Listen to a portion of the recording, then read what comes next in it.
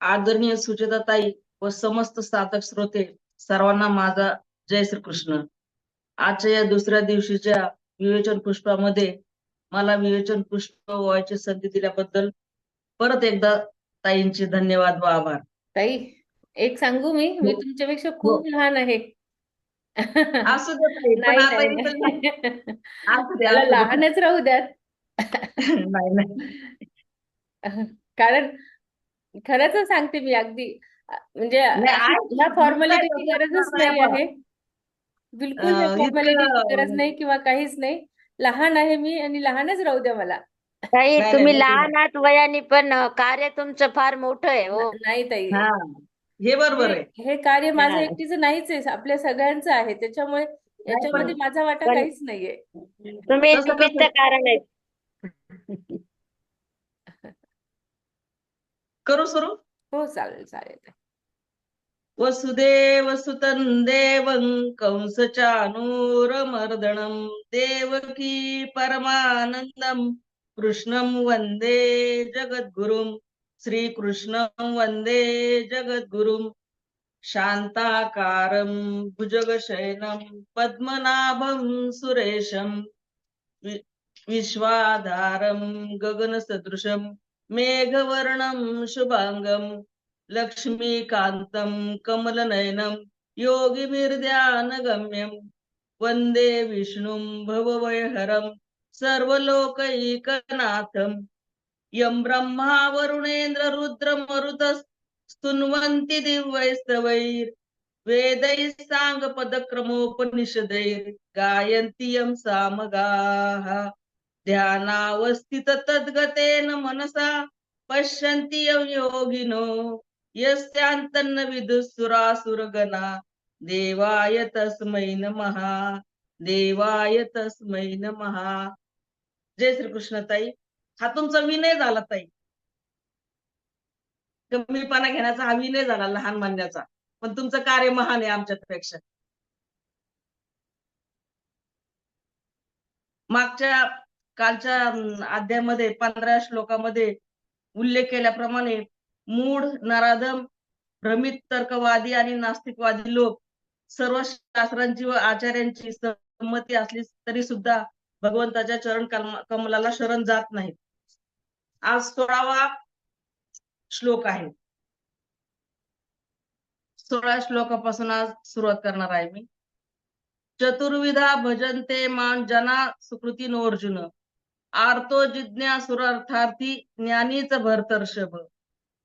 हे भरतवंशीयामध्ये श्रेष्ठ अर्जुना, उत्तम कर्मे करणारे अर्थार्थी, आर्त, जिज्ञासू आणि ज्ञानी असे 4 प्रकारचे भक्त मला भजतात.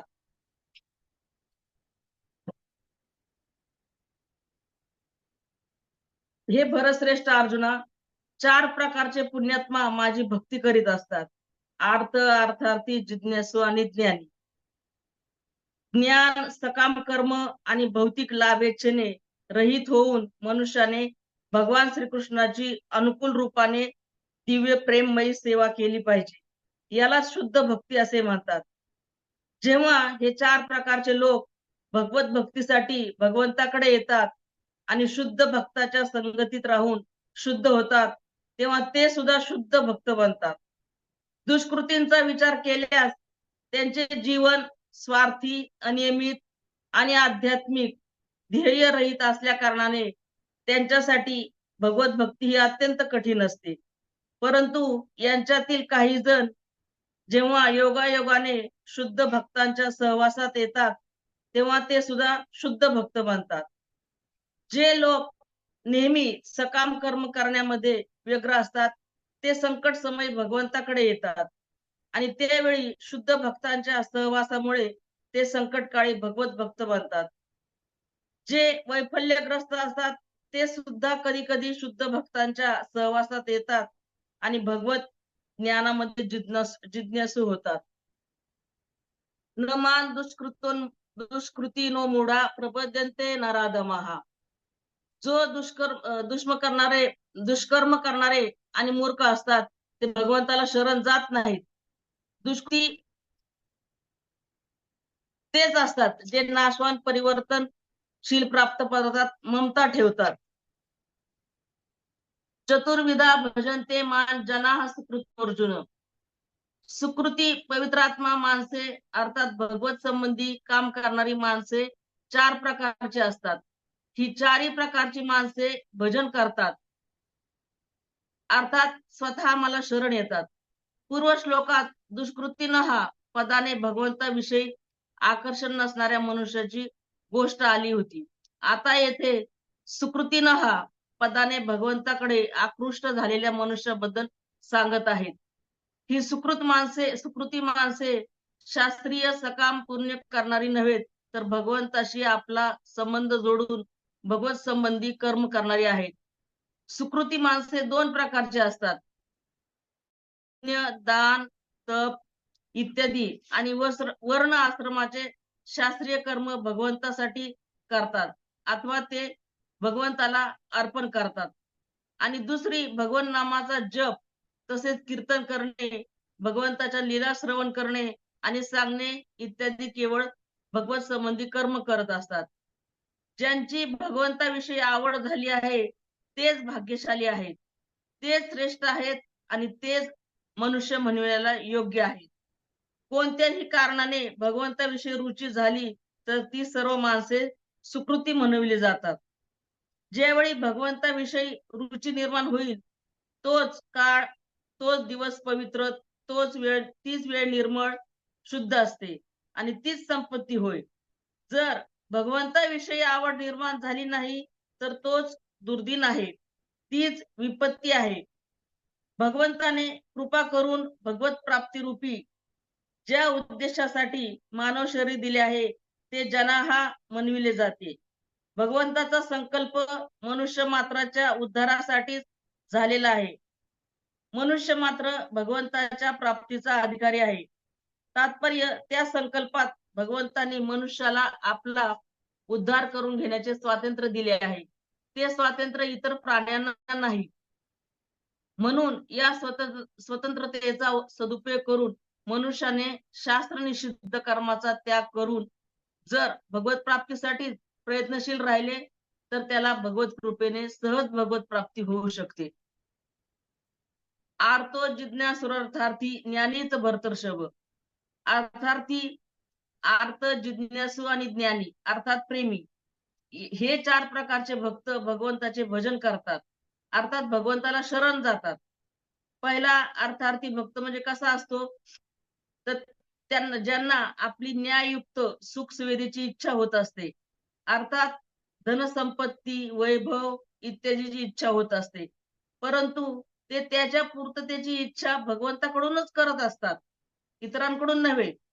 असे भक्त अर्थार्थी भक्त म्हणविले जातात. 4 प्रकारच्या भक्तांमध्ये अर्थार्थी आरंभिक भक्त असतो.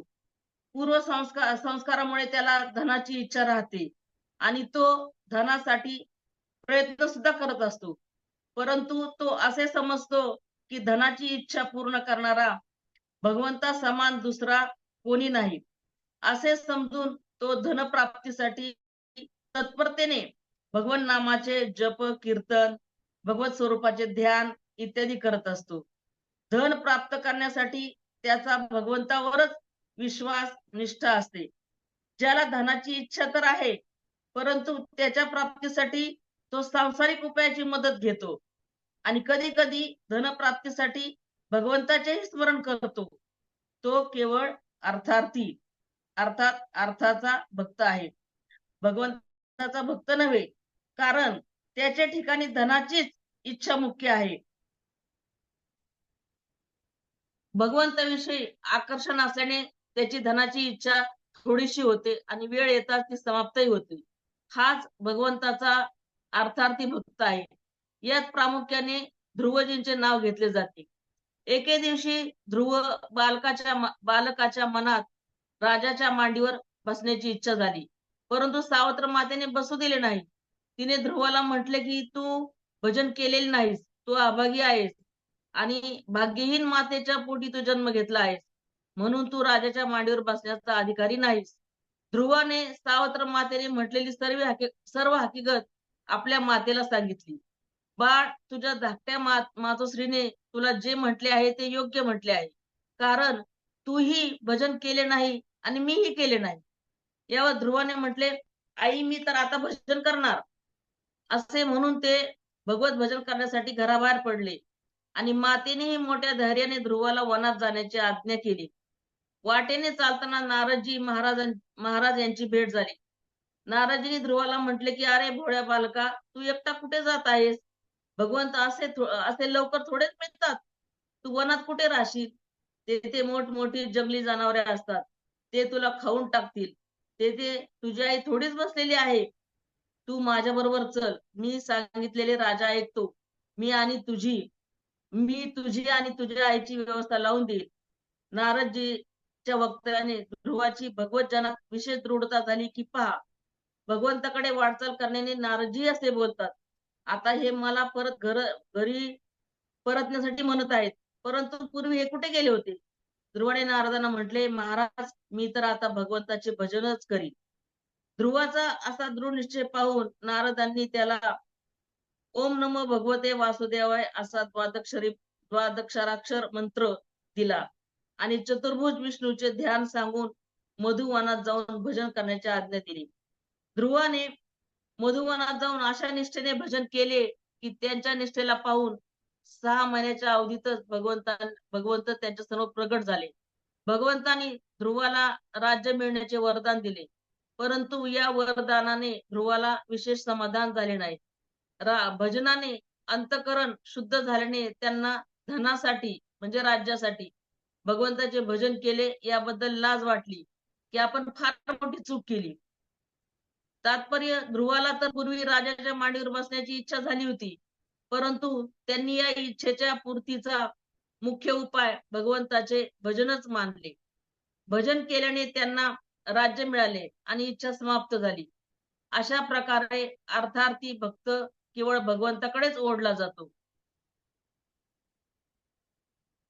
आजकाल धनप्राप्तीसाठी खोटेपणा, कपट, बेईमानी इत्यादी जे लोक करतात तेही धनासाठी वेळोवेळी भगवंताला साकडे घालतात. ते अर्थार्थी तर आहेत पण भक्त नव्हेत. कारण त्यांचा पापाशिवाय खोटेपणा, कपट याशिवाय काम होत नाहीत.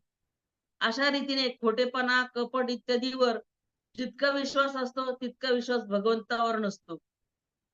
जे केवळ भगवत परायण आहेत आणि जे भगवंताशी आत्मीयता ठेवून भगवंताचेच भजन करतात, परंतु कधी कधी पूर्वसंस्कारामुळे अथवा अन्य कुठल्या कारणाने ज्यांना आपले शरीर इत्यादीसाठी अनुकूल परिस्थितीची इच्छा होते, तेही अर्थार्थी भक्त म्हणले जातात. दुसरा भक्ताचा प्रकार म्हणजे आर्त भक्त. प्राण संकट ओढवल्यावर, भयंकर संकट कोसळल्यावर, मनाच्या प्रतिकूल घटना घडली तर जे दुःखी होऊन आपले दुःख दूर करण्यासाठी भगवंताचा धावा करतात आणि दुःख दूर करणे केवळ भगवंताकडूनच इच्छितात. दुसऱ्या कोणत्याही उपायांचा अवलंब करीत नाहीत. ते आर्त भक्त म्हणले जातात. आर्त भक्तामध्ये उत्तरेचा दृष्टांत घेणे योग्य आहे.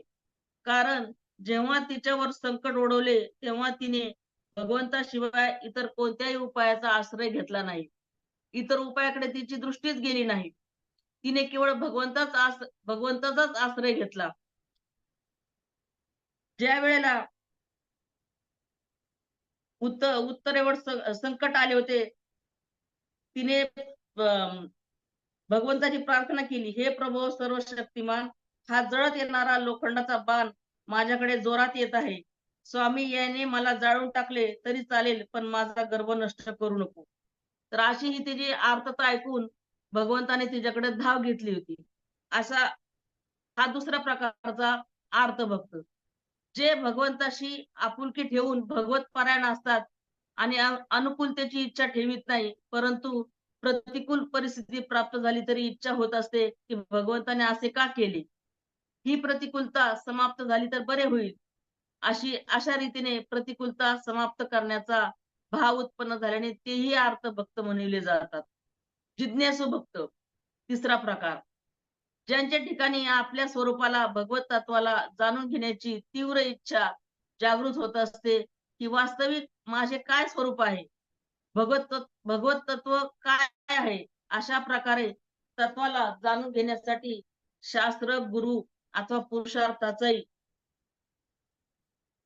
आश्रय न घेता केवळ भगवंताच्या आश्रित होऊन या तत्वाला केवळ भगवंताकडूनच ते जाणून घेऊ इच्छितात ते जिज्ञासू भक्त म्हणविले जातात. जिज्ञासू भक्त तोच असतो ज्याचे जिज्ञास केवळ भगवत तत्व आणि उपाय केवळ भगवत भक्ती हीच असते. जिज्ञासू भक्तात उद्धवजी यांचे नाव घेतले जाते.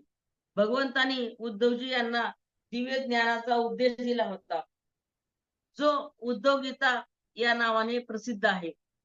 जे भगवंताच्या ठिकाणी आत्मीयता करून भगवंताच्या भजनातच तल्लीन राहतात, परंतु कधी कधी संगतीने संस्काराने मनात हा भाव उत्पन्न होतो की वास्तविक माझे स्वरूप काय आहे, भगवत तत्व काय आहे, ते जिज्ञासू म्हणले जातात. चौथा प्रकार म्हणजे ज्ञानी प्रेमी भक्त. अर्थार्थी, आर्त आणि जिज्ञासू तिन्ही भक्ताकडून ज्ञानी भक्ताची विलक्षणता दाखविण्यासाठीच येथे च अव्यय आले आहे. ज्ञानी भक्ताला अनुकूलतातील अनुकूल आणि प्रतिकूलतातील प्रतिकूल परिस्थिती, घटना, व्यक्ती, वस्तू इत्यादी सर्व भगवत स्वरूपच दिसतात. अर्थात त्याला अनुकूल प्रतिकूल परिस्थिती केवळ भगवंताची लीला दिसत असते. जसे भगवंताला आपल्यासाठी अनुकूलता प्राप्त करण्याची, प्रतिकूलता नष्ट करण्याची, बोध प्राप्त करण्याची इत्यादी कोणत्याही प्रकारची कधीही किंचित मात्रही इच्छा उत्पन्न होत नाही. ते तर केवळ भक्तांच्या प्रेमामध्येच मस्त राहतात. तसेच ज्ञानी प्रेमी भक्ताला किंचित मात्रही कोणती इच्छा नसते.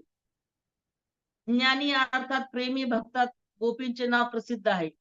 देवर्षी नारद यांनी यथावत व्रज गोपिकाना म्हणून गोपींना प्रेमी भक्तांचे आदर्श मानले आहे. कारण गोपींच्या ठिकाणी स्वतःच्या सुखाचा संपूर्णपणे त्याग होता. प्रियतम भगवंताचे सुखच त्यांचे सुख होते. या ठिकाणी एक गोष्ट समजून घेण्याची आहे की धनाची इच्छा, दुःख दूर करण्याची इच्छा आणि जिज्ञासू पूर्तीची इच्छा यांच्या अनुषंगाने जे भगवंताकडे आकृष्ट होतात त्यांच्या ठिकाणी तर भगवंताचे प्रेम जागृत होते आणि ते भक्त म्हणविले जातात. संतांच्या वाणीत असे येते की प्रेम तर केवळ भगवंतच करतात. भक्त केवळ भगवंताच्या ठिकाणी आत्मीयता करतात.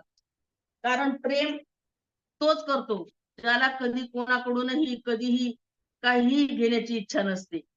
भगवंतानी स्वतः आपल्याला संपूर्ण जीवांना अर्पण करून टाकले आहे आणि जीवापासून कधी काहीही प्राप्त करण्याची कोणतीही संभावना ठेवली नाही. म्हणून भगवंतच वास्तविक प्रेम करत असतात. अर्थार्थी भक्त भगवंताकडून अनुकूलता मागतो. आर्त भक्त भगवंताकडून प्रतिकूलता दूर करू इच्छितो. जिज्ञासू भक्त भगवंताला जाणून घेऊ इच्छितो आणि ज्ञानी अर्थात प्रेमी भक्त भगवंताकडून कशाची इच्छा ठेवीत नाही. अर्थार्थी, आर्त, जिज्ञासू आणि ज्ञानी हे चारही भक्त भगवनिष्ठ आहेत. भगवंताशी आपलेपणा मानण्यासारखे दुसरे कोणतेही साधन नाही, कोणती योग्यता नाही, कोणते बल नाही, कोणती अधिकारिता नाही. भगवंताची आत्मीयता प्राणी मात्रावर नेहमीच असते आणि नेहमीच राहील. त्या आत्मीयतेला फक्त प्राणीच विसरून गेला आहे आणि त्याने चुकीने संसाराशी आत्मीयता मानली आहे. म्हणून ही चुकीने केलेली आत्मीयता समाप्त करायची आहे आणि भगवंताशी जी स्वतः सिद्ध आत्मीयता आहे त्याला मानवायचे आहे. ज्यावेळी केवळ कामनापूर्तीसाठी भगवंताशी आत्मीयतेचा संबंध केला जातो तेव्हा कामना मुख्य असते आणि भगवंताचा संबंध गौण असतो. या दृष्टीने हे भक्त तिसऱ्या श्रेणीचे आहेत. मार्मिक गोष्ट, कामना दोन प्रकारची असते, पारमार्थिक आणि लौकिक. एक पारमार्थिक कामना. पारमार्थिक कामना दोन प्रकारची असते, मुक्तीची आणि भक्तीची. मुक्तीची म्हणजे कल्याणाची आणि भक्तीची म्हणजे भगवत प्रेमाची. जी मुक्तीची कामना असते त्यात तत्व जाणण्याची इच्छा असते, जिला जिज्ञासा म्हणतात. आणि ही जिज्ञासा ज्यांच्या ठिकाणी असते तो जिज्ञासू असतो. सखोल विचार केला तर जिज्ञासा कामना नव्हे, कारण तो आपल्या स्वरूपाला अर्थात तत्वाला जाणू इच्छितो. जी जी वास्तविक त्याची आवश्यकता असते. दुसरी कामना भगवंताच्या प्रेम प्राप्तीची असते. त्याला प्राप्ती तर म्हणतात, परंतु ती प्राप्ती आपल्यासाठी नसते, तर भगवंतासाठी असते. त्यात आपले थोडेही प्रयोजन राहत नाही. भगवंताला समर्पित होण्याचे प्रयोजन असते. प्रेमी तर स्वतः आपल्याला भगवंताला समर्पित करीत असतो, जो त्यांचाच अंश असतो. उपयुक्त दोन्ही पारमार्थिक कामना वास्तविक कामना नव्हेत. दुसरी लौकिक कामना. लौकिक कामना सुद्धा दोन प्रकारची असते.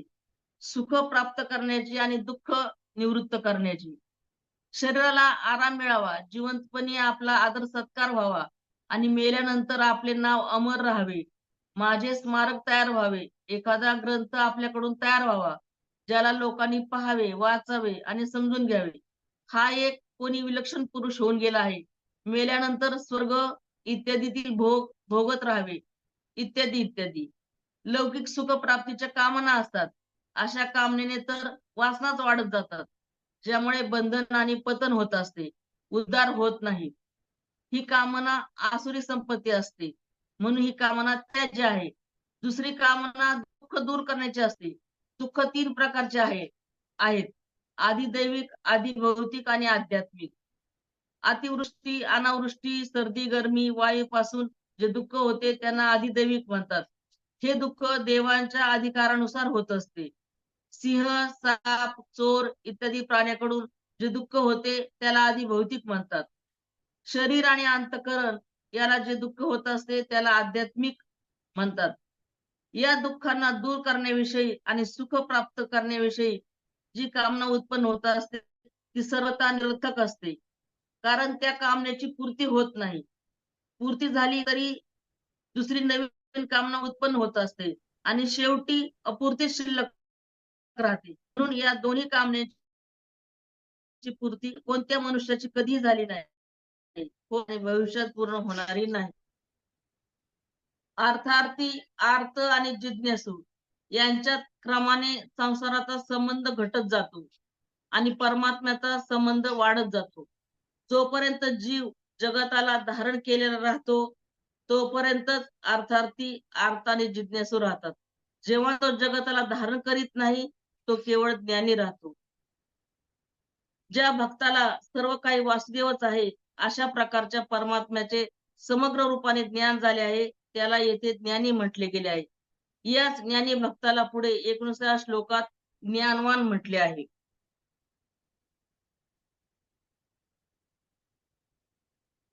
श्लोक क्रमांक 17. तेषां ज्ञानी नित्ययुक्त एक भक्तिर्विशिष्यते प्रियो हि ज्ञानिन्योत्तर्थम सच मम प्रियाः. त्यापैकी नेहमी माझ्या ठिकाणी ऐक्य भावाने स्थित असलेला अनन्य प्रेम भक्ती असलेला ज्ञानी भक्त अतिउत्तम होय. कारण मला तत्वतः जाणणाऱ्या ज्ञानी माणसाला मी अत्यंत प्रिय आहे आणि तो ज्ञानी मला अत्यंत प्रिय आहे.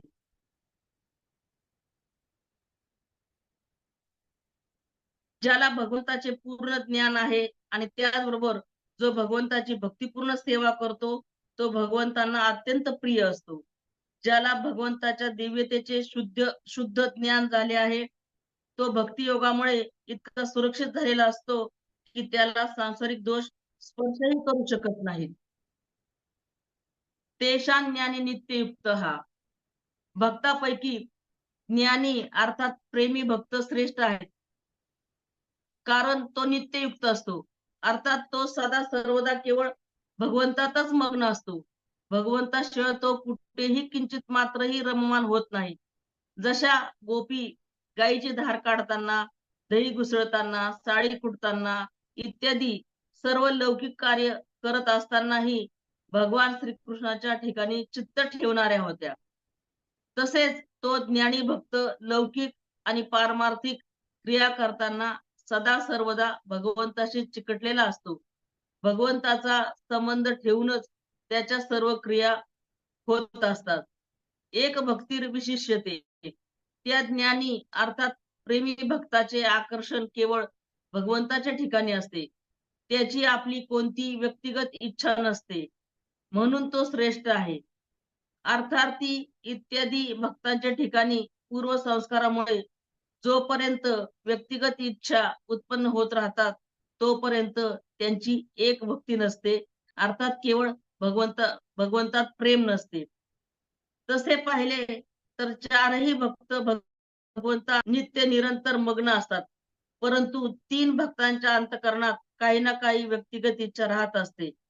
जसे अर्थार्थी भक्त अनुकूलतेची इच्छा करत असतात, आर्त भक्त प्रतिकूलता समाप्त करण्याची इच्छा करत असतात आणि जिज्ञासू भक्त आपल्या स्वरूपाला अथवा भगवत तत्वाला जाणून घेण्याची इच्छा करत असतात.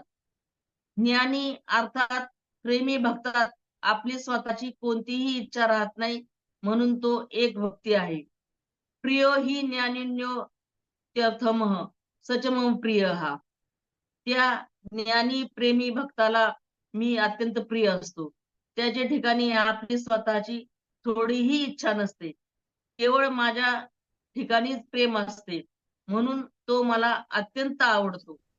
वास्तविक तर भगवंताचा अंश असल्याने सर्व जीव भगवंताचे आवडते आहेत. भगवंताच्या प्रियतेमध्ये त्यांचा कोणताच स्वतःचा स्वार्थ नसतो. जसे माता आपल्या मुलाचे पालन करत असते, तसेच भगवंत कोणत्याही कारणाशिवाय सर्वांचे पालन पोषण आणि व्यवस्था ठेवत असतात. परंतु जी माणसे कुठल्या तरी एखाद्या कारणाने भगवंताला सन्मुख होत असतात, त्यांच्या त्या सन्मुखतेच्या कारणानेच भगवंताच्या ठिकाणी त्यांच्याविषयी विशेष प्रेम उत्पन्न होत असते. जेव्हा भक्त संपूर्णपणे निष्काम होत असतो, अर्थात त्याच्या ठिकाणी लौकिक पारलौकिक कोणत्याही प्रकारची इच्छा राहत नाही, तेव्हा त्याच्या ठिकाणी स्वतः सिद्ध प्रेम पूर्ण रूपाने जागृत होत असते.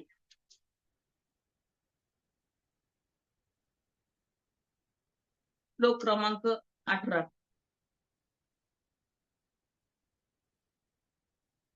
उदारा सर्व एवैते ज्ञानी त्वात्वैम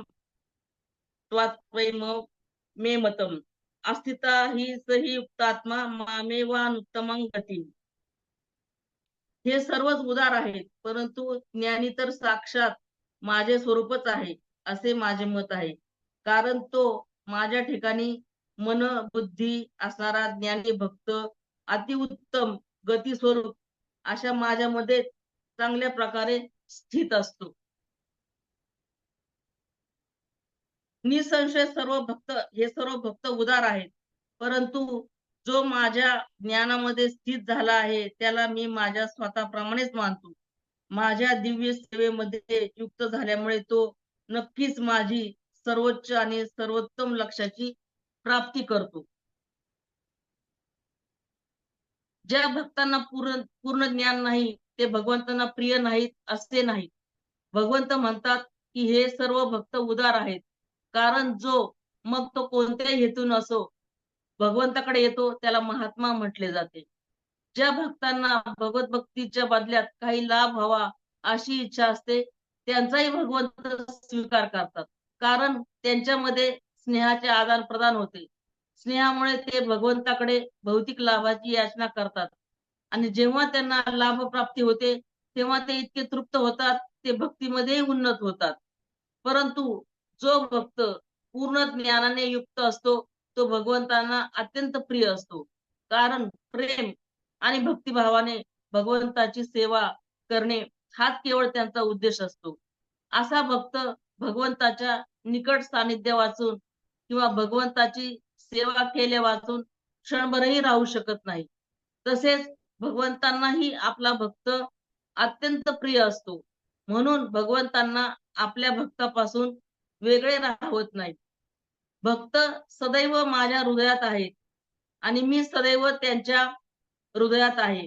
भक्त माझ्या व्यतिरिक्त इतर काहीही जाणत नाही आणि मी सुद्धा भक्ताला विसरू शकत नाही.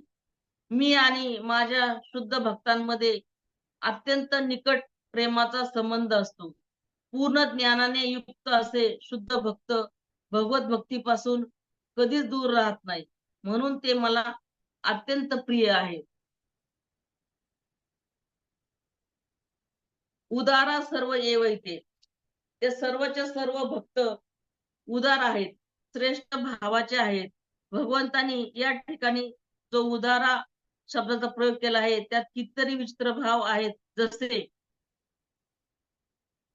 4थ्या अध्यायाच्या 11व्या श्लोकात भगवंतांनी म्हटले आहे की भक्त ज्या रीतीने मला शरण येतात त्याच रीतीने मी त्यांचे भजन करतो. भक्त भगवंताला आवडतो आणि भगवंत भक्ताला आवडतात. परंतु या दोघांपैकी प्रथम भक्ताने संबंध जोडलेला असतो आणि जो प्रथम संबंध जोडतो तो उदार असतो. तात्पर्य भगवंत संबंध जोडत अथवा न जोडत याची पर्वा भक्त करीत नाही. तो तर आपल्याकडून संबंध जोडत असतो आणि स्वतः आपल्याला समर्पित करत असतो, म्हणून तो उदार आहे. देवांचे भक्त सकाम भावनेने विधीपूर्वक यज्ञ, दान, तप इत्यादी कर्म करत असतात. त्यावेळी देवांना त्यांच्या कामनेनुसार ती वस्तू द्यावीच लागते. कारण देव लोक त्यांचे हित अहित पाहत नाही. परंतु भगवंताचा भक्त जर भगवंतास कोणती वस्तू मागत असेल तर भगवंत उचित असेल तर ती वस्तू देतात. अर्थात देण्याने त्याची भक्ती वाढत असेल तर देतात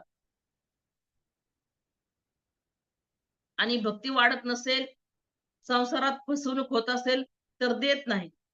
कारण भगवंत परमपिता आहेत आणि परम हितैषी आहेत. तात्पर्य हे झाले की आपल्या कामनेची पूर्ती हो न हो तरीही ते भगवंताचेच भजन करत असतात. भगवंताच्या भजनाचा त्याग करत नाहीत ही त्यांची उदारताच आहे. संसारातील भोग, रुपये, पैसे प्रत्यक्ष सुखदायी दिसतात आणि भगवंताच्या भजनापासून प्रत्यक्ष आणि लवकर सुख प्राप्त होत असल्याचे दिसत नाही. तरी पण संसाराच्या प्रत्यक्ष सुखाचा त्याग करून अर्थात भोग भोगणे आणि संग्रह करण्याचा लोभ सोडून भगवंताचे भजन करत असतात ही त्यांची उदारताच आहे.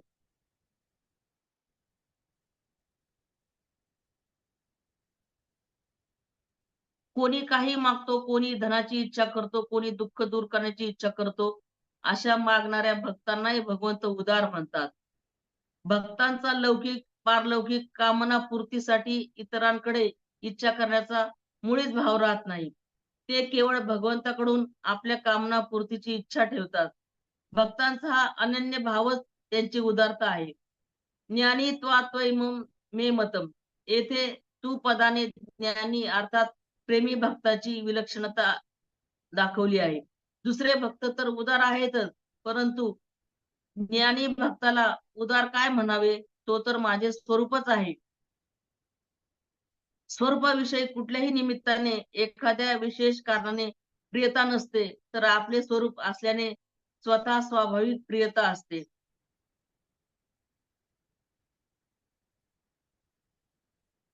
आस्थित हाई सही युक्तात्मा मामेवानुत्तमां गती. यापेक्षा दुसरी गती कोणती होऊ शकत नाही. असा तो सर्वोपरी माझ्या ठिकाणी श्रद्धा, विश्वास आणि दृढ स्थिती असतो. केवळ भगवंतच माझे आहेत अशा प्रकारे माझ्या ठिकाणी त्याची जी आत्मीयता असते तिच्यावर अनुकूलता प्रतिकूलतेमुळे कसलाही परिणाम होत नाही. उलट ती आत्मीयता वरचेवर दृढ होत जाते आणि वाढतही जाते. तो युक्तात्मा आहे, अर्थात तो कोणत्याही अवस्थेत माझ्यापासून वेगळा होत नाही, तर माझ्याशी नित्य निरंतर अभिन्न राहत असतो. सांसारिक अर्थार्थी हा भगवंताला सोडून केवळ अर्थाचीच इच्छा करतो, म्हणून तो असत्य, कपट, बेईमानी इत्यादींचा भक्त होतो. त्यांच्या अंतःकरणात धनाचे महत्व अधिक असल्याने तो उदार नसतो, तर महान कृपण असतो, म्हणून त्याच्यासाठी उदार शब्द लागूच पडत नाही.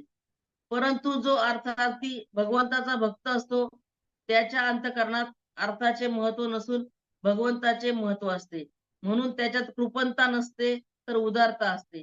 म्हणून भगवंताने त्याला येथे उदार म्हटले आहे. उदार भावाचा अर्थ आहे त्याग. अर्थार्थी अर्थ आणि जिज्ञासू भक्त संसाराचा त्याग करून भगवंतात लागले हा त्यांचा त्याग आहे, म्हणून ते सर्वच उदार आहेत.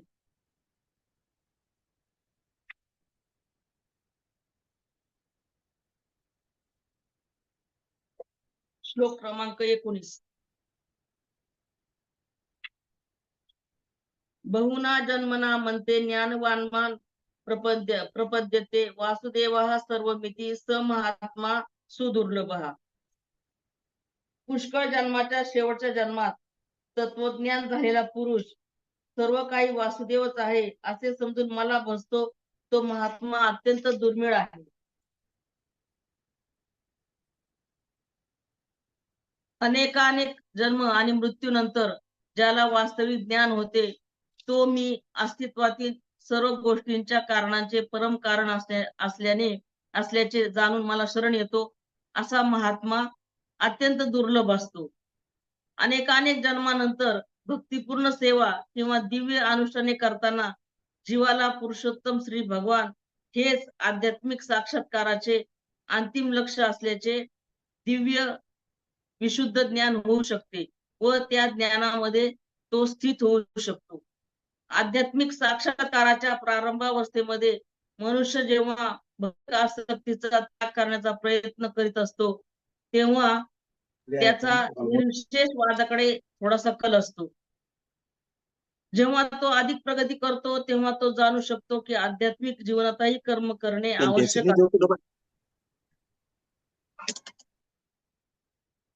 हे कर्म म्हणजे भक्तिपूर्ण सेवा होय. याचा साक्षात्कार झाल्यामुळे तो भगवंतावर आसक्त होतो आणि त्यांना शरण जातो. अशा वेळी त्याला समजू शकते की भगवान श्रीकृष्णाची कृपा म्हणजे सर्वस्व आहे. तेच सर्व कारण आहेत. ही प्राकृत सृष्टी त्यांच्यापासून स्वतंत्र नाही. भौतिक जग म्हणजे आध्यात्मिक वैविध्यतेचे विकृत प्रतिबिंब आहे आणि प्रत्येक गोष्ट भगवान श्रीकृष्णाशी संबंधित आहे. याप्रमाणे तो सर्व गोष्टी वासुदेव किंवा श्रीकृष्णाशी संबंधित पाहतो. अशी वासुदेवमयी सर्वव्यापी दृष्टी झाल्यावर तो भगवान श्रीकृष्णांना जीवनाचे परम लक्ष्य मानून पूर्णपणे शरण जातो. असे शरणागत महात्मे अत्यंत दुर्लभ असतात. बहुना जन्मना म्हणते मनुष्य जन्म संपूर्ण जन्माचा अंतिम जन्म आहे. भगवंताने जीवाला मनुष्य शरीर देऊन त्याला जन्म मृत्यूच्या प्रवाहातून तरुण जाण्यासाठी भगवत प्राप्तीचा पूर्ण अधिकार दिला आहे. परंतु हा मनुष्य भगवंताला प्राप्त न करता आसक्तीमुळे पुन्हा जुन्या प्रवाहात अर्थात जन्म मृत्यूच्या प्रवाहात पडतो. म्हणून भगवंत म्हणतात अप्राप्यमान निवर्तनते मृत्यू संसार वर्तमाने. जेव्हा भगवंत आसुरी योनी आणि नरक यांच्या अधिकाऱ्याचे वर्णन करतात तेव्हा दुर्गुण दुराचारामुळे भगवत प्राप्तीची संभावना दिसत नसतानाही भगवंत म्हणतात माम प्राप्येव कौंतेय ततो यांत धमांगती. अर्थात मला प्राप्त करून घेतल्याशिवाय हे प्राणी अधमगतीला गेले. अर्थात मृत्यूनंतर मनुष्य योनीला गेले असते तर कमीत कमी मनुष्य राहिले असते, परंतु ते माझ्या प्राप्तीचा पूर्ण अधिकार करूनही अधमगतीला गेले. मनुष्य जन्म केवळ आपले कल्याण करून घेण्यासाठी मिळाला आहे. विषयाचे सुख भोगण्यासाठी अथवा स्वर्ग प्राप्तीसाठी नव्हे. म्हणून गीतेने स्वर्गाच्या प्राप्तीची इच्छा करणाऱ्याला मूढ आणि तुच्छ बुद्धी असणाऱ्याला म्हटले आहे अविपश्चितः आणि अल्पमेधसाम. हा मनुष्य जन्म संपूर्ण जन्माचा आधी जन्मही आहे आणि अंतिम जन्मही आहे. संपूर्ण जन्माचा आरंभ मनुष्य जन्मापासूनच होत असतो. अर्थात मनुष्य जन्मात केलेले पाप आणि 84 लाख योनी आणि नरक भोगूनही समाप्त होत नाही, शिल्लकच राहते. म्हणून हा मनुष्य जन्म संपूर्ण जन्माचा आधी जन्म आहे. ही माणसे मनुष्य जन्मात संपूर्ण पापांचा नाश करून संपूर्ण वासनेचा नाश करून आपले कल्याण करून घेऊ शकतात, भगवंताला प्राप्त करू शकतात. म्हणून हा मनुष्य जन्म संपूर्ण जन्माचा शेवटचा जन्म आहे. भगवंतांनी 8व्या अध्यायाच्या 6व्या श्लोकात म्हटले आहे की जो मनुष्य अंतकाळी ज्या ज्या भावाचे स्मरण करत असताना या शरीराचा त्याग करतो त्या त्या भावालाच तो प्राप्त होत असतो. अशा प्रकारे मनुष्याला कोणत्याही भावाचे स्मरण करण्याची जी स्वतंत्रता दिली आहे त्यावरून असे वाटते की भगवंतानी मनुष्याला पूर्ण अधिकार दिला आहे. अर्थात मनुष्याच्या उद्धारासाठी भगवंतांनी आपल्याकडून हा शेवटचा जन्म दिला आहे. आता यापुढे नवीन जन्माची तयारी करणे अथवा आपला उद्धार करून तो संपूर्णपणे स्वतंत्र आहे. या दृष्टिकोनातून गीता संपूर्ण मनुष्यांना परमाप्त प्राप्तीचा अधिकारी मानते. भगवंताकडून संपूर्ण मनुष्याचा जन्म अंतिम जन्म आहे. कारण भगवंताचा हा संकल्प आहे की मी दिलेल्या या शरीराने याने आपले कल्याण करून घ्यावे. म्हणून हा आपला कोणताही संकल्प न ठेवता निमित्त मात्र झाला तर भगवंताच्या संकल्पाने याचे कल्याण होते. भगवंताचा संकल्प असा नाही की साधकाच्या इच्छेशिवाय त्याचे कल्याण होईल. अर्थात जसे शाप अथवा वरदान दिले जाते तसा हा संकल्प नव्हे. तर मग कसा आहे हा संकल्प? भगवंतांनी मनुष्याला आपले कल्याण करून घेण्याची स्वतंत्रता या मनुष्य जन्मात दिली आहे.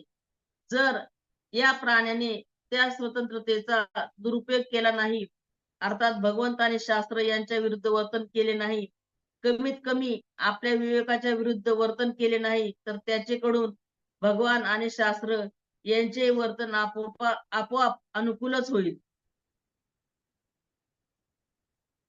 काहीही न करण्याच्या स्थितीत अर्थात काही करण्याची रुची नसलेल्या अवस्थेमध्ये मन, बुद्धी, इंद्रिये इत्यादीशी संबंध विच्छेद होतो.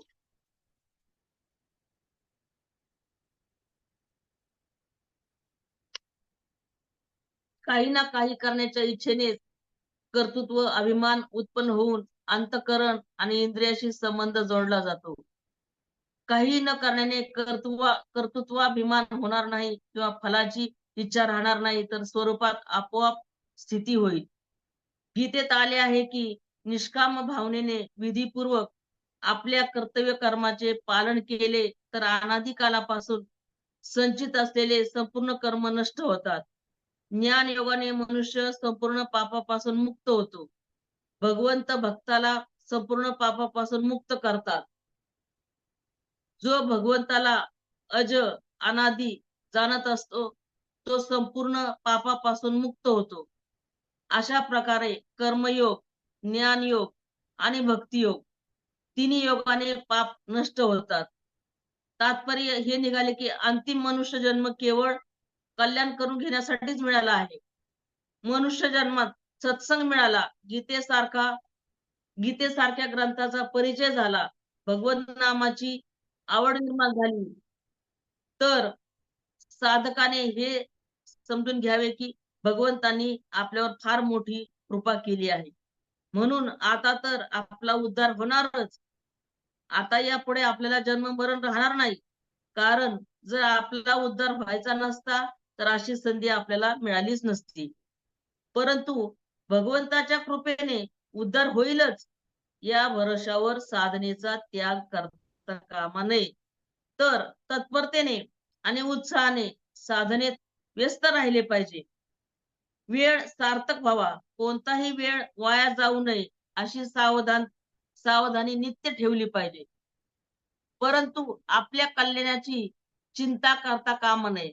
कारण आतापर्यंत ज्याने इतकी व्यवस्था ठेवली तोच पुढेही व्यवस्था करेल.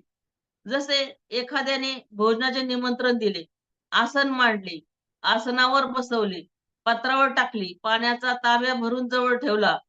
अशा वेळी जर एखादा चिंता करू लागेल की ही व्यक्ती भोजन देईल का नाही, तर ही चिंता करणे अयोग्य ठरते. कारण त्याला भोजन द्यावायचे नसते तर त्याने निमंत्रण कशाला दिले असते, भोजनाची तयारी कशाला केली असती. परंतु ज्या अर्थी त्याने निमंत्रण दिले आहे, बोलावले आहे, तयारी केली आहे, तेव्हा त्याला भोजन द्यावेच लागणार. आपण भोजनाची चिंता कशाला करायची. आता जे जे पदार्थ येतील ते सेवन करावे. तसेच आपल्याला भगवंतानी मनुष्य शरीर दिले आहे आणि उद्धाराची सर्व सामग्री सत्संग, भगवत नाम इत्यादी जुळवून दिली आहे, तर आपला उद्धार होईलच. आता तर आपण संसार समुद्राच्या किनाऱ्यावर आलो आहोत असा दृढ विश्वास करून निमित्त मात्र होऊन साधन केले पाहिजे. ज्याच्या पूर्वजन्माच्या पुण्याचा उदय होतो तोच भगवंताकडे वाटचाल करू शकतो. असे जर मानले तर पूर्वजन्माच्या पाप पुण्याचे फल तर पशु पक्षी कीटक पतंग इत्यादी योनीचे प्राणी भोगतच आहे. तर मग मनुष्य त्या प्राण्यात काय फरक राहिला? भगवंताचे कृपा करून मनुष्य शरीर देण्याचे कुठे सार्थक झाले? तसेच मनुष्य जन्माची विलक्षणता त्याचे महात्म्य कुठे राहिले? मनुष्य जन्माची सार्थकता आणि महात्म्य यातच आहे की मनुष्याने भगवंताचा आश्रय घेऊन आपल्या कल्याणाच्या मार्गाला लागावे. आदी आणि अंती एक भगवंतच राहतात तर मध्यंतरी दुसरा कोण असणार? कारण संसाराची रचना करतेवेळी भगवंता जवळ स्वतःशिवाय कोणतीही सामग्री नव्हती. ते तर स्वतः संसाराच्या रूपात प्रगट झाले आहेत. म्हणून हे सर्व वासुदेवच आहे. जी वस्तू आरंभी आणि शेवटी असते तीच मध्यातही असते. जसे सोन्याच्या दागिन्यात पूर्वी सोने असते नंतर सोनेच राहते, तर अलंकारात दुसरी वस्तू कुठून येणार? केवळ सोनेच सोने आहे. मातीपासून तयार होणारी भांडी पूर्वी माती होती आणि शेवटी मातीच होते, तर मग मध्यंतरी मातीशिवाय काय असणार? केवळ मातीच माती आहे. साखरेपासून तयार झालेली खेळणी पूर्वी साखर होती आणि शेवटी साखरच होणार. त्याचप्रमाणे सृष्टीच्या पूर्वी भगवंत होते आणि शेवटी भगवंतच राहतील. मध्यंतरी भगवंताशिवाय दुसरे काय असणार? केवळ भगवंतच भगवंत आहे. जसे सोन्याला मग अलंकाराच्या रूपात पहा, लगडच्या रूपात पहा अथवा वर्ख रूपात पहा, सोनेच असते. तसेच संसारामध्ये अनेक रूपात अनेक आकृतीत एक भगवंतच असतात. हा जो काही संसार दिसत आहे ते सर्व भगवंताचे स्वरूप आहे. भगवंताशिवाय या संसाराची स्वतंत्र सत्ता नव्हती, नाही आणि कधी असणारही नाही. म्हणून पाहण्यात, ऐकण्यात आणि समजण्यात जो काही संसार येतो तो सर्वच्या सर्व भगवत स्वरूपच आहे. भगवंताची आज्ञा आहे. मनाने, वाणीने, डोळ्याने तसेच अन्य इंद्रियानेही जे काही ग्रहण केले जाते ते सर्व मीच आहे. माझ्याहून वेगळे काही नाही. हा सिद्धांत आपण विचारपूर्वक समजून घ्यावा. एखाद्याला एका ठिकाणी आपली प्रिय वस्तू मिळाली तर त्याला फार प्रसन्नता वाटते. मग ज्याला सर्व ठिकाणीच आपल्या आवडत्या इष्ट देवतेचा अनुभव होत असेल तर त्याच्या प्रसन्नतेला आणि आनंदाला काय पारावार असणार? त्या आनंदात तल्लीन होऊन भगवंताचा प्रेमी भक्त कधी हसतो, कधी रडतो, कधी नाचतो तर कधी चूप राहून शांत होतो. याप्रमाणे त्याचे जीवन अलौकिक आनंदाने परिपूर्ण होते. मग त्याच्यासाठी काही करणे, जाणणे आणि मिळविणे शेष राहत नाही. तो संपूर्णपणे परिपूर्ण होतो. अर्थात त्याच्यासाठी कोणत्याही अवस्थेत, कोणत्याही परिस्थितीत काही प्राप्त करावयाचे शिल्लक राहत नाही.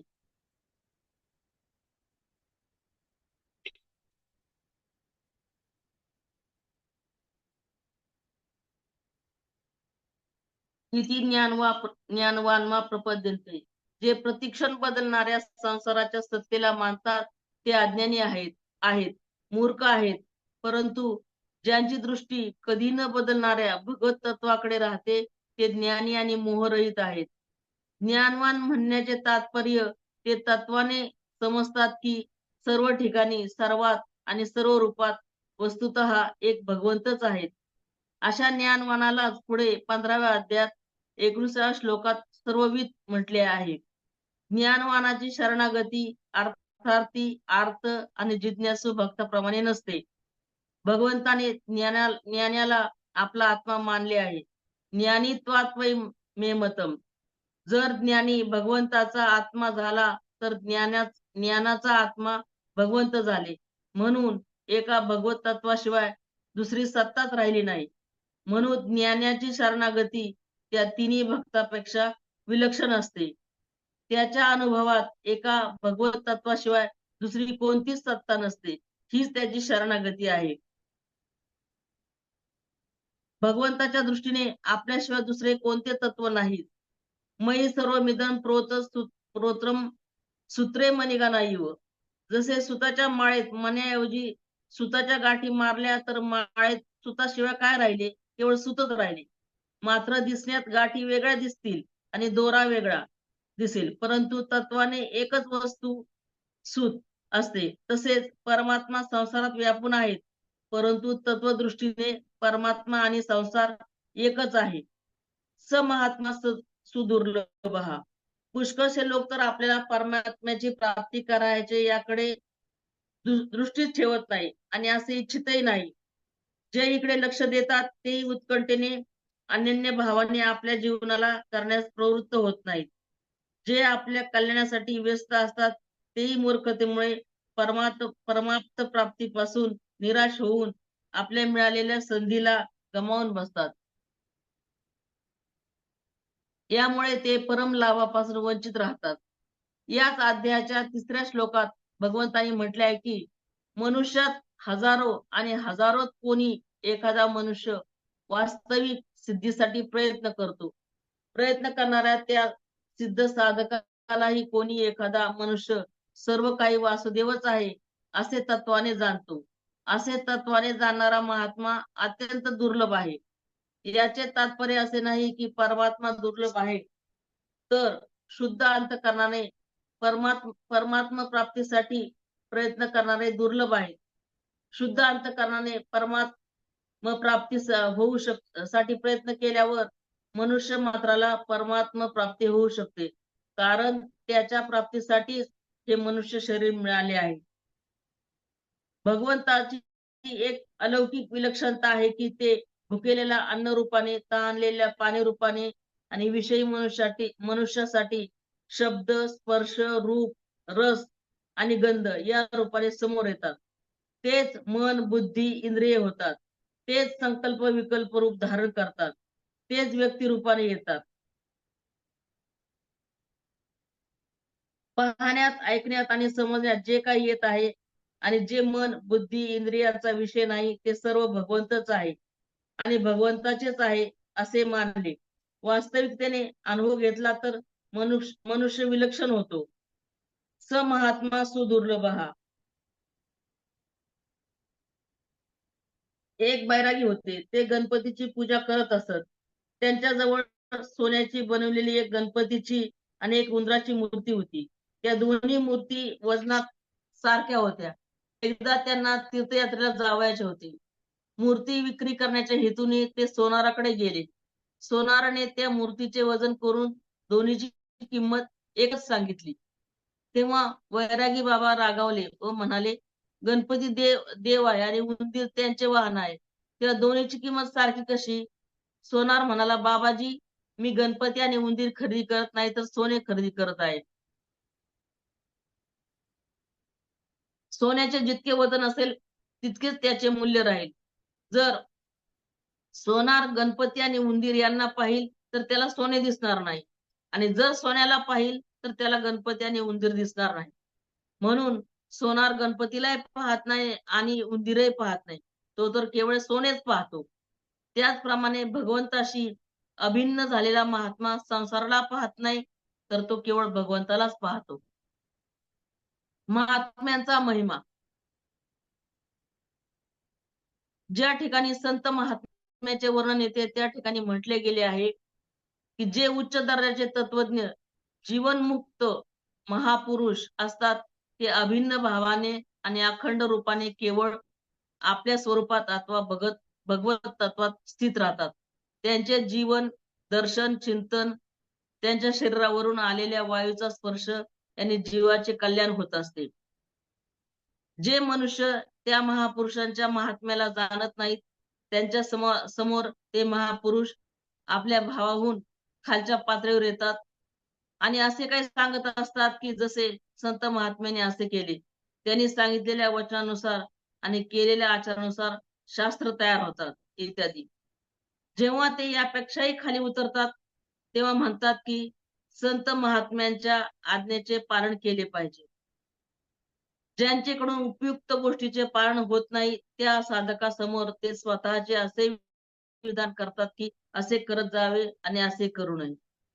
जेव्हा ते यापेक्षाही खाली उतरतात तेव्हा असे करा आणि असे करू नका अशी आज्ञा करतात. जे त्यांच्या आज्ञेचे पालन करीत नाही अशा नीच दर्जा साधकांना ते कधी कधी खोटे खोटे शाप अथवा वरदान देतात. या परंपरेत पाहिले तर जे काही करत नाहीत, निरंतर आपल्या स्वरूपात स्थित राहतात, हा संत महापुरुषांचा उच्च दर्जा झाला. शास्त्रात असे म्हटले आहे की संत महात्म्याने असे केले, अशा प्रकारे संकेत केल्याने त्या संताचा दुसरा दर्जा झाला. संत महात्म्यांच्या आज्ञेचे पालन केले पाहिजे असे म्हटल्याने संतांचा तिसरा दर्जा झाला. असे केले पाहिजे आणि असे करते कामा नये अशा प्रकारचे विधान केल्याने त्या संतांचा चौथा दर्जा झाला. तुम्ही असे करा आणि असे करू नका असे म्हणणे त्या संतांचा पाचवा दर्जा झाला. शाप आणि वरदान देणे त्या संतांचा सहावा दर्जा झाला. या सर्व दर्जांमध्ये संत महात्म्यांचे जे खाली उतरणे आहे त्यात त्यांची क्रमाने अधिकाधिक दयाळुता आहे. त्यांचे शाप आणि वरदान देण्याने रागवण्याने त्या संतांचा दर्जा तर कमी होतो, परंतु त्यात त्यांचा अधिक त्याग आहे. कारण त्यांनी जीवाचा उद्धार करण्यासाठी नीच दर्जाचा स्वीकार केलेला असतो. यात त्यांचा स्वतःचा यत्किंचितही स्वार्थ नसतो. याप्रमाणे भगवंतही आपल्या स्वरूपात नित्य निरंतर स्थित राहत असतात. ती त्यांच्या उच्च दर्जाची गोष्ट आहे.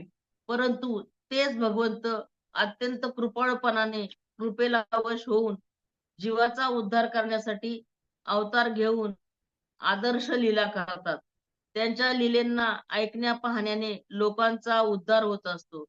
भगवंत त्यापेक्षा खाली उतरतात तेव्हा उपदेश देतात, त्यापेक्षा खाली उतरतात तेव्हा आज्ञा देतात, त्याही पेक्षा खाली उतरतात तेव्हा शासन करून लोकांना सरळ वाटेवर आणतात आणि त्याहूनही अत्यंत खाली उतरतात तेव्हा शाप आणि वरदान देतात अथवा त्याच्या आणि संसाराच्या हितासाठी त्याच्या शरीराचा वियोग सुद्धा करतात. 16व्या श्लोकात भगवंताने अर्थार्थी, अर्थ जिज्ञासू आणि ज्ञानी या 4 प्रकारचे भक्ताद्वारा आपले भजन होण्याचा विषय सांगितला होता. चतुर्विधा भजन्ते माम, त्या ज्ञानाच्या भजनाचे काय स्वरूप आहे हे या श्लोकात सांगत आहे की सर्व काही वासुदेवच आहे असा अनुभव करणे हे ज्ञानाचे भजन आहे, शरणागती आहे. खरी शरणागती तीच आहे ज्यात शरणागताची सत्ताच न राहावी, केवळ शरण्यच राहावी. सर्व काही भगवंतच आहेत हे वास्तविक ज्ञान आहे. असा वास्तविक ज्ञान असणारा महात्मा भक्त भगवंतांना शरण होतो, अर्थात आपले स्वतःचे अस्तित्व समाप्त करून भगवंतात लीन होतो. मग मीपणा राहत नाही, अर्थात प्रेम करणारा राहत नाही, तर केवळ प्रेम स्वरूप भगवंत राहतात, ज्यामध्ये मी तू हा तो चारही नाहीत. हे शरणागतीचे वास्तविक स्वरूप आहे. महात्मा शब्दाचा अर्थ आहे महान आत्मा, अर्थात अहंभाव, व्यक्तित्व, एक देशीयतेतून सर्वथा रहित आत्मा. ज्यात अहंभाव, व्यक्तित्व, एक देशीयता आहे तो अल्पात्मा आहे.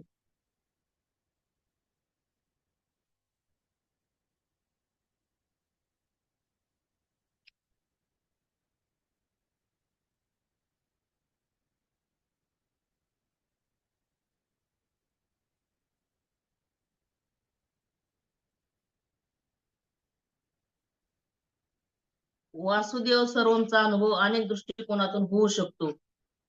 क्रिया, पदार्थ आणि व्यक्ती यांचा तर आदी आणि अंत होत असतो, परंतु सत्ता निरंतर जशीच्या तशीच राहते. म्हणून सर्व मनुष्यांना क्रिया, पदार्थ, व्यक्तीच्या अभावाचा तर अनुभव होतो, परंतु आपल्या सत्तेच्या अभावाचा अनुभव कधी कोणाला येत नाही. या नित्य निरंतर राहणाऱ्या सत्तेचा अनुभव होणे विवेकाच्या दृष्टीने वासुदेव सर्वम आहे. सृष्टीच्या पूर्वी केवळ भगवंत होते आणि नंतरही केवळ भगवंत राहतील, मग मध्यात भगवंताशिवाय दुसरा कसा येऊ शकतो? हे युक्तीच्या दृष्टीने वासुदेव सर्वम आहे. माझे तर एक भगवंतच आहे, भगवंताशिवाय माझे कोणी नाहीच आणि दुसरा कोणी असेल तर असो, मला त्याच्याशी काय मतलब? हे साध्या सरळ विश्वासी भक्ताच्या दृष्टीने वासुदेव सर्वम आहे. जसे व्रजामध्ये एक साधू विहिरीवर कोणाशी बोलत होता की ब्रह्म असे असते, जीव असा असतो, इत्यादी इत्यादी. तेथे पाणी भरण्यासाठी आलेल्या एका गोपीने या गोष्टी ऐकल्या तर तिने दुसऱ्या गोपीला विचारले, अरे सखी, हे ब्रह्म जीव इत्यादी काय आहेत? ती गोपी म्हणाले की हे आपल्या लालाचे कोणी सोयरे संबंधी असतील, म्हणूनच साधू लोक त्यांची चर्चा करतात. नाहीतर साधूंना लालाशिवाय इतरांशी काय मतलब? ज्यांच्या अंतःकरणात भगवत तत्व जाणून घेण्याची व्याकुळता आहे, दिवसा भूक लागत नाही, रात्री झोप येत नाही, तो कोण्या संताकडून ऐकून अथवा पुस्तकात वाचून दृढतापूर्वक मानतो की सर्व काही भगवंतच आहे. भगवंत कसे आहेत याचे त्याला ज्ञान नाही, परंतु भगवंताशिवाय काही नाही हे संतांच्या वचनावर विश्वासाच्या दृष्टीने वासुदेव सर्वम आहे. संत वचनावर प्रत्यक्षापेक्षाही अधिक विश्वास झाल्यावर मग तसेच दिसू लागते, अर्थात अनुभव होतो. जे भगवंताची महत्ता समजून भगवंताला शरण येतात अशा भक्ताचे वर्णन 16व्या पासून 19व्या श्लोकापर्यंत केल्यानंतर आता भगवंत पुढील 3 श्लोकात देवांना शरण होणाऱ्या माणसाचे वर्णन करतात.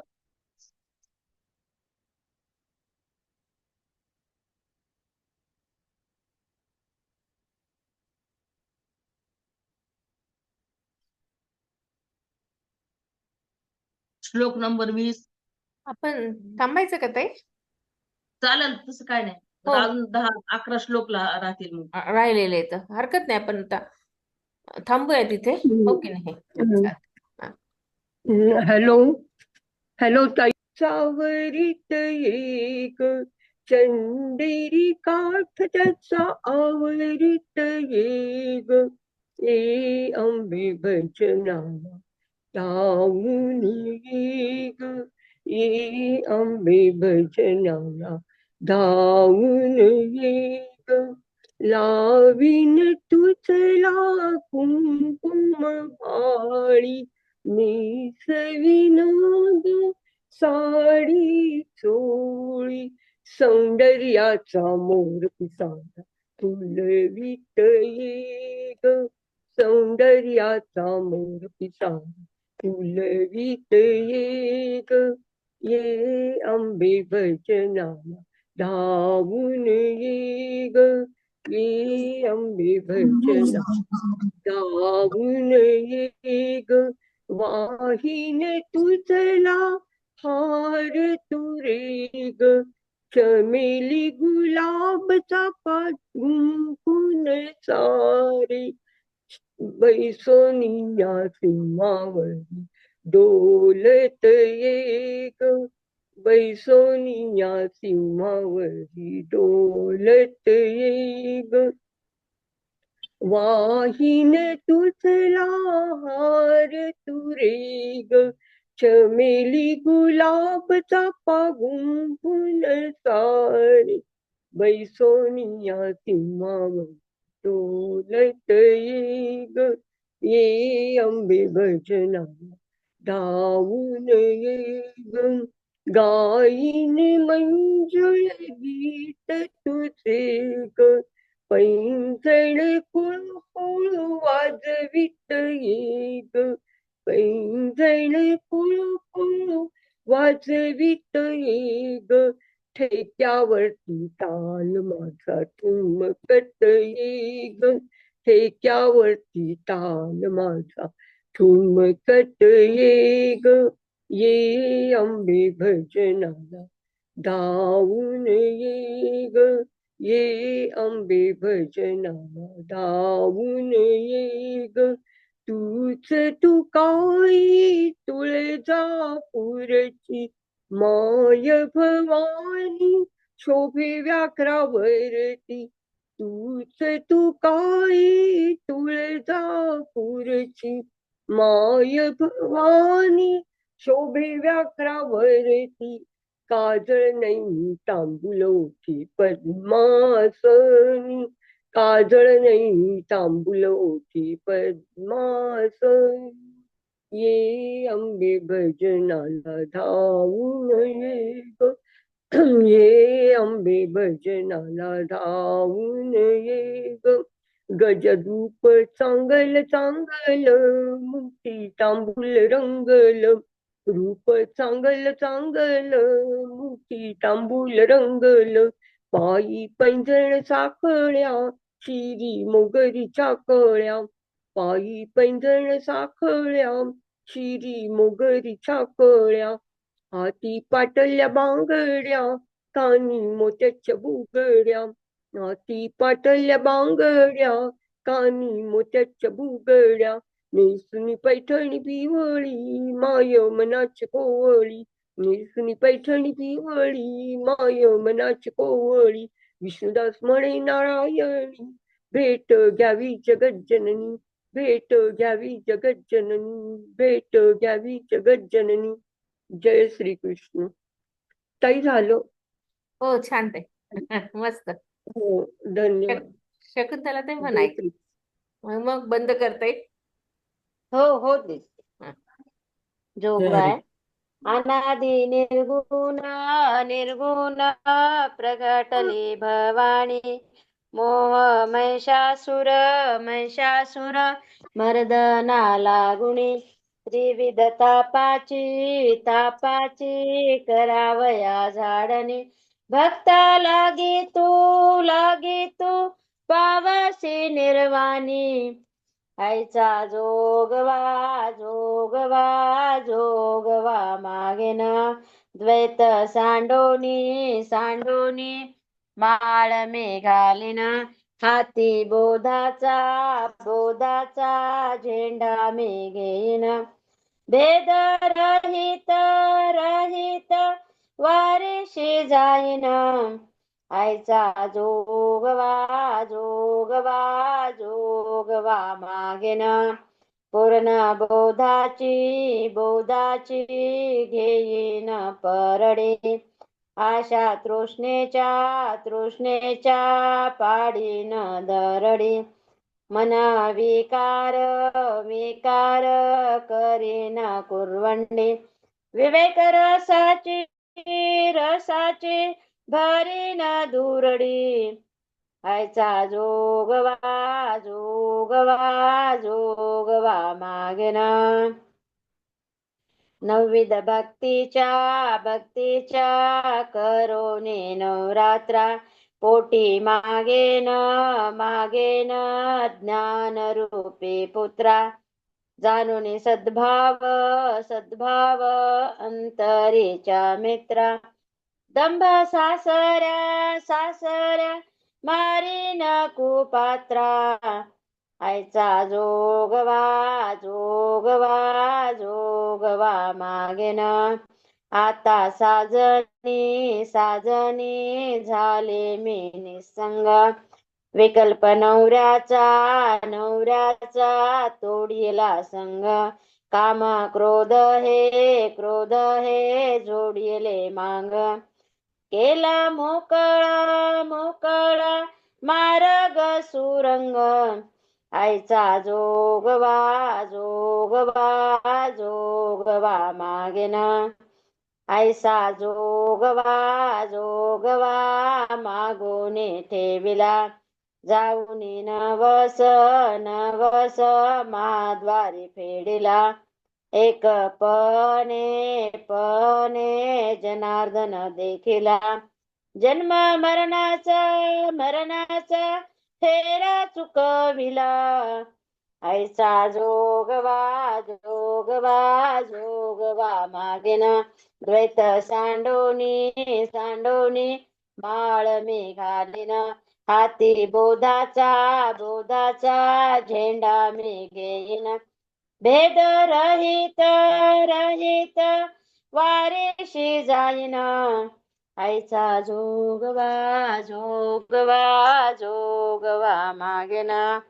बोला अंबा माता की जय. जगदंबा की जय. की जय. छान ताई. सुंदर अगदी. ताई म्हणता का एक म्हणा. जय श्री कृष्ण. माता जगताची जननी. अंबा बैसली सिंहासनी. माता जगताची जननी अंबा बैसली सिंहासनी. जरा चाल चुकली थोडी. माता नवरात्री अंबा बैसली सिंहासनी. नवरात्रीचा हा सोहळा, नवरात्रीचा हा सोहळा. उदो करीती होऊनी गोळा, उदो करीती होऊनी गोळा. अंबा बैसली सिंहासनी, अंबा बैसली सिंहासनी. रूपतीचे नाना परी, रूपतीचे नाना परी.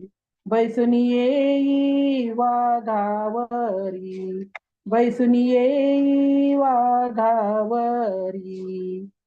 अंबा बैसली सिंहासनी, अंबा बैसली सिंहासनी. माता जगताची जननी, माता जगताची जननी. अंबा बैसली सिंहासनी. मै रूपतीचे नाना परी, बैसुनी येई वाघावरी. महिमा गाजे त्रिभुवनी, महिमा गाजे त्रिभुवनी. तारिशिया भक्ता धावूनी, तारिशिया भक्ता धावूनी. अंबा बैसली सिंहासनी, अंबा बैसली सिंहासनी. माता जगताची जननी, माता जगताची जननी. अंबा बैसली सिंहासनी, अंबा बैसली सिंहासनी. आई राजा उदे उदे. झालं ताई? जय श्री कृष्ण सर्वांना. खूप छान ताई. चालेल. आपण इथेच थांबूयात आता. हो हो चालेल. हो, छान वाटलं. अगदी नवरात्राचं भजन पण झालं. 2-3 का होईना हो. कडवे. छान वाटलं. हो हो ताई तुमचं निरूपण छान झालंय.